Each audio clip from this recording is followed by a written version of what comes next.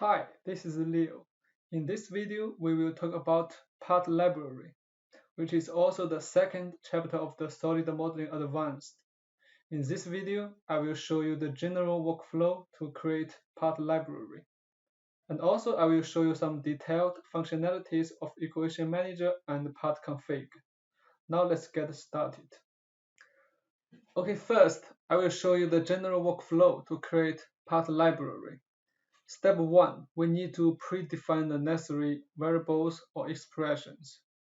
The variables and expressions will drive the model sizes later. Step 2. We need to build the parametric model, and the main dimensions are linked to the variables or expressions. Step 3. We need to create part config.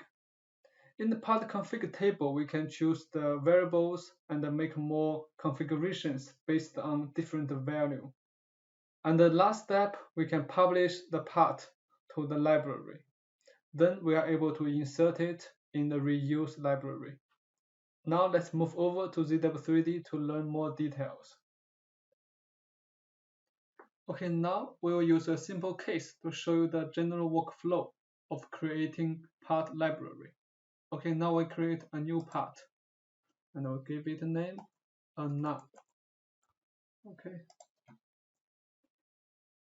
And for creating part library, first we need to predefine the variables in the equation manager.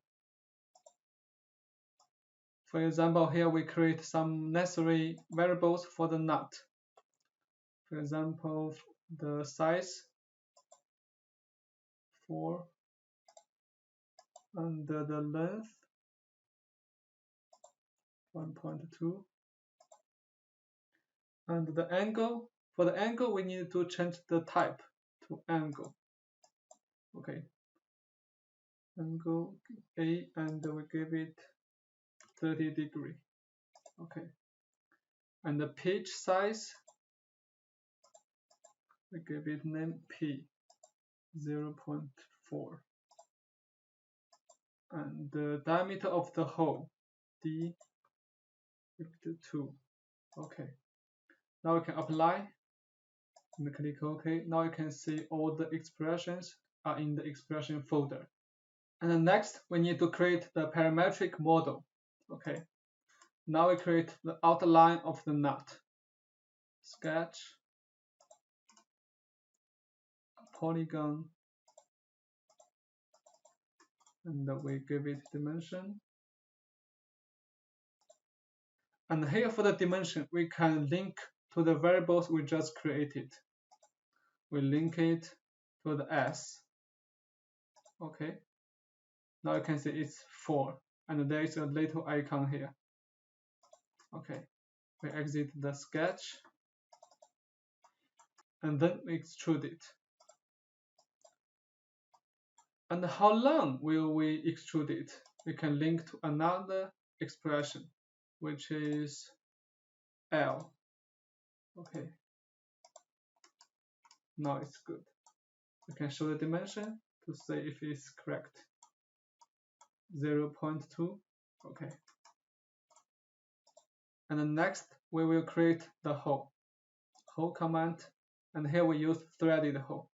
Okay, location, and here we use simple hole shape. And for the type, we make it custom so that we can link all the parameters to the variables. Okay, first is the diameter. Okay, we link it to D, and for pitch, we link it to P. And for the diameter, we link it to D as well. And for the depth, we link it to L. Okay, now we can click OK to get the result. Okay, this is the result. And maybe there are some more details about the nut, but we will just ignore it and continue to save you more time. And the next step is to create different part configs. Here we use config table. Okay, here we can show all the expressions here. Then we can create configs based on them. We can select the configs we want to add. Okay, we add this 4, and then we can create more part config in the config table. There is two ways. First way is we can just copy more and we change the parameters. For example, 5, 6, 5.2, and 3. Okay, this is the first method. And another method is we can use the Excel to help us more quickly. For example, you can export the current data and add more data in Excel, then import again. Okay, but here is another quicker way. We can just add it in Excel. Okay, now you can see a temporary Excel. We can add more configs. Okay, and change the parameters. And here is a little tip. Actually, you can add more config in one cell. For example, here we can make 3, 4, 5. And after we click OK and save it, now you can see there will be 1, 2, 3, 4, 5, 6, 7. There will be 7 part config. Okay, now let's verify it. Okay, now 7. Okay. Okay, now we can click apply. And then we can verify the part configs here. Verify. Now you can see all success. You can check the preview here. Okay, and there is no problem. We click OK and we click OK again. Okay, now you can see there are 7 part configs. You can switch them in the part config folder. Okay, now we keep it default. Okay, now we are ready to publish the part. Here we use the library publisher command. Okay, now let's see how to use it. The first is object to publish. Here you do not need to change it. We just keep it by default. And the other one is date involved to publish. First is legend. You can choose an external image as a legend, or you can just keep it by default. It will be the thumbnail of the part. Okay. And the next is important. There are 2 ways to publish. Data from part configs, which means you will publish the part based on the 7 configs we created just now. Or you can use another way, data from Excel. But we do not create Excel, right? Don't worry, if we click on it, there will be a message. It will generate a new Excel for us. We click yes. Okay, now you can see there will be a new Excel file. And then we can add it in Excel. Okay, here we can add more in it.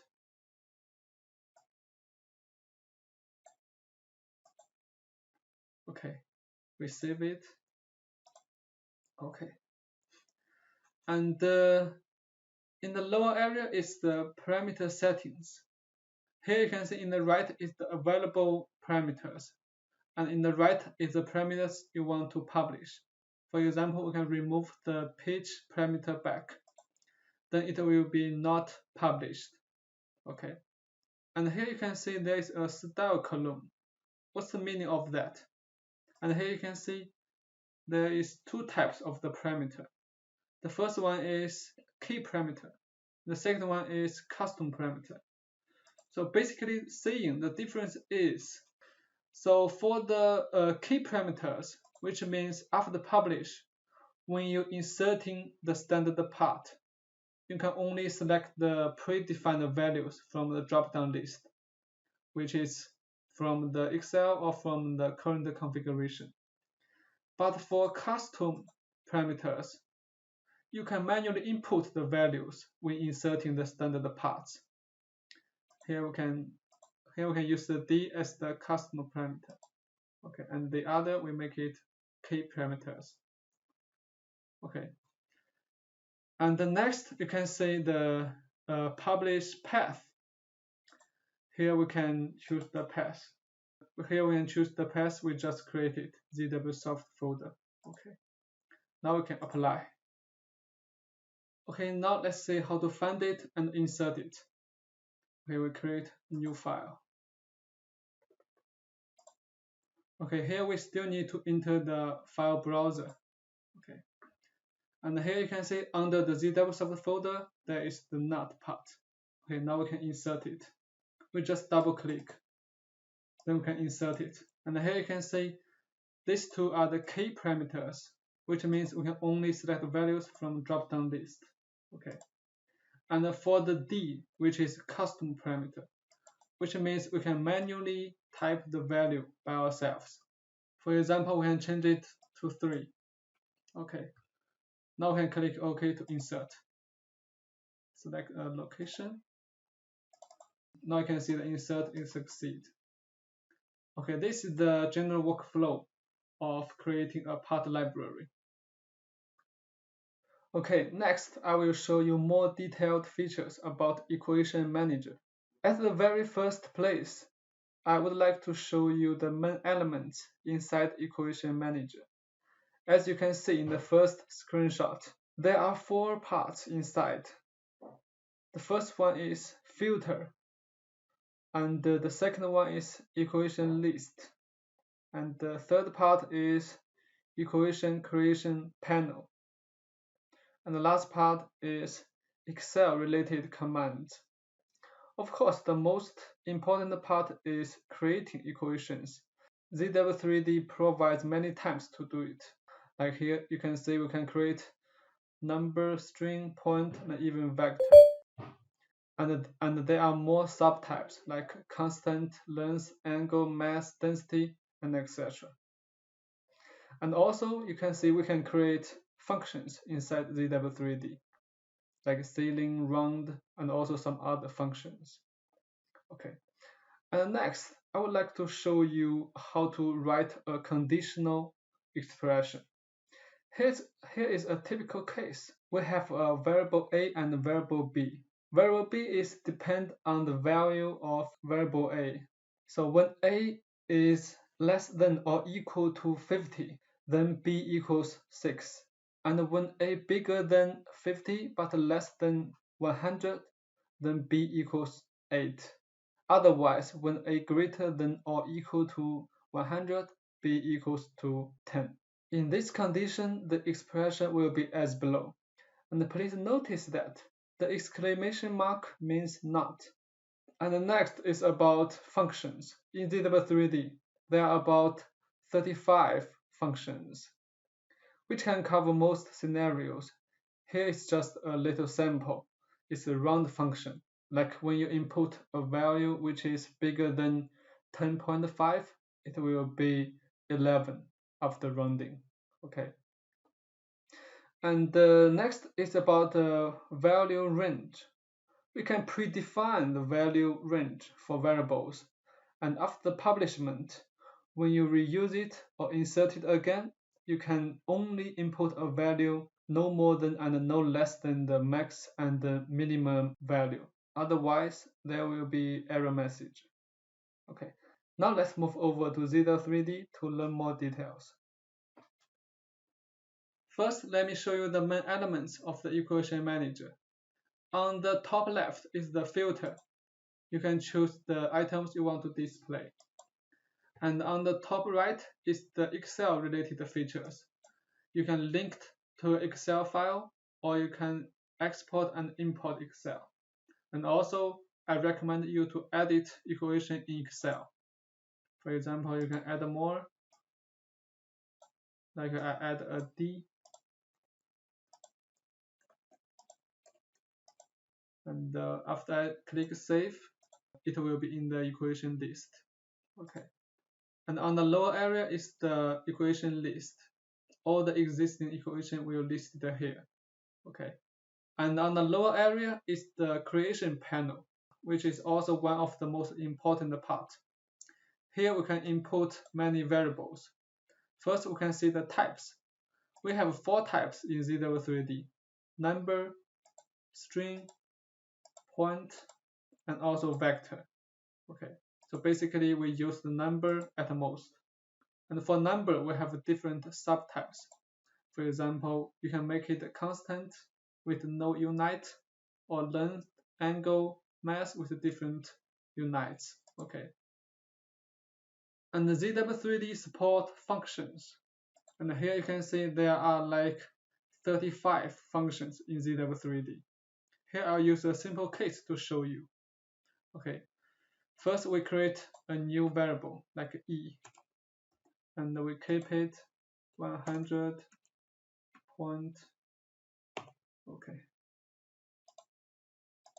and then we create a new variable which is F, and the expressions will be the rounding value of E.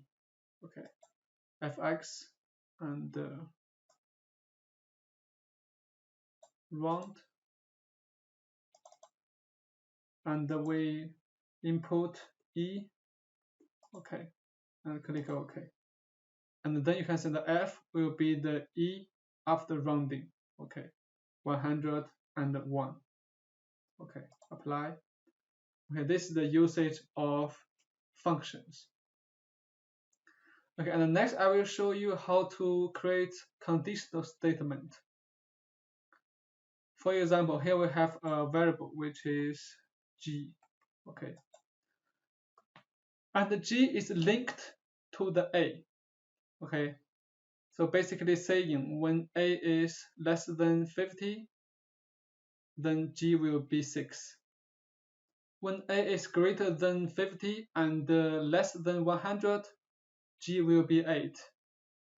And otherwise, G will be 10. Okay. Now let's see how to write the expressions. Okay. Please pay attention.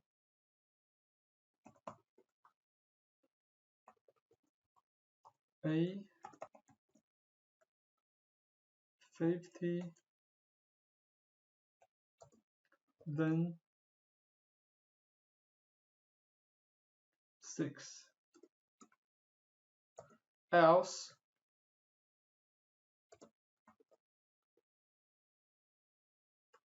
A less than 100, then 8. Else 10. Okay, we click OK to check. Now you can see it's correct.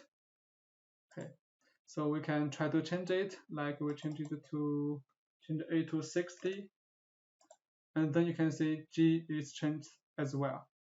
And we change it to greater than 100, like 120. Okay, now I can see that G is changed to 10. Okay, so please pay attention to the expressions. Okay. Okay, next I will show you more details about part config. So first, let's see the main elements of config table. There are filters in the top left corner, and items you need to config is in the lower area. There are 3 types: part attribute, expressions, and the modeling history. You can make part config based on them.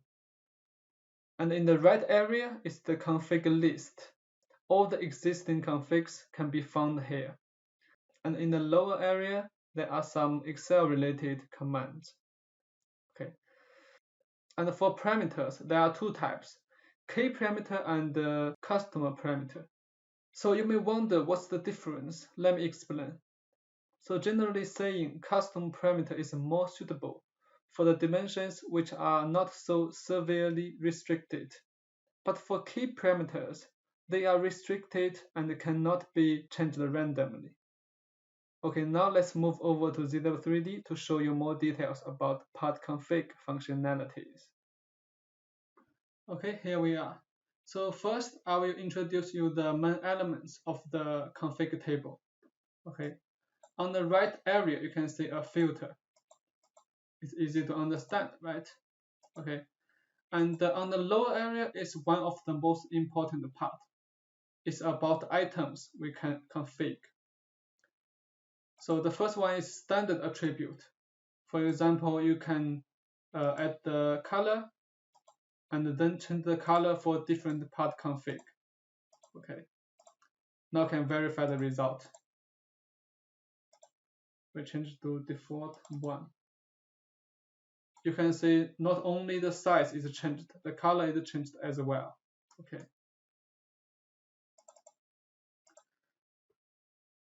And also there are other attributes you can add to the config, like the designer cost, supplier material, and etc. Okay. And on the lower area, we have said it before, it's about all the expressions. Okay, you can choose it to add or not add. Okay. And on the lower area is the history. So which means you can configure the history as well. You can just check it and then you can choose it to suppress or not. For example, we can suppress the whole for the last config. Okay, we apply to see the result. Okay, you can see for the last config, the whole will be suppressed. Okay. We'll remove it. And besides that, and actually we can configure the size of the feature. We can configure the start and extrude distance. Okay. This is L, and for this one we can make it like 2. Okay. Okay. Now let's see. Now you can see the end is 2 instead of L. Okay. Okay, we remove it. Okay, this is about the items to config. And in the right area, you can see this is the config list here. Here you can create a new config or copy config, or you can delete the config you do not want. And another important part is about the key parameter and the customer parameter. Actually, we can do it in the config table instead of in the library publisher. Okay, we can just right click on the parameter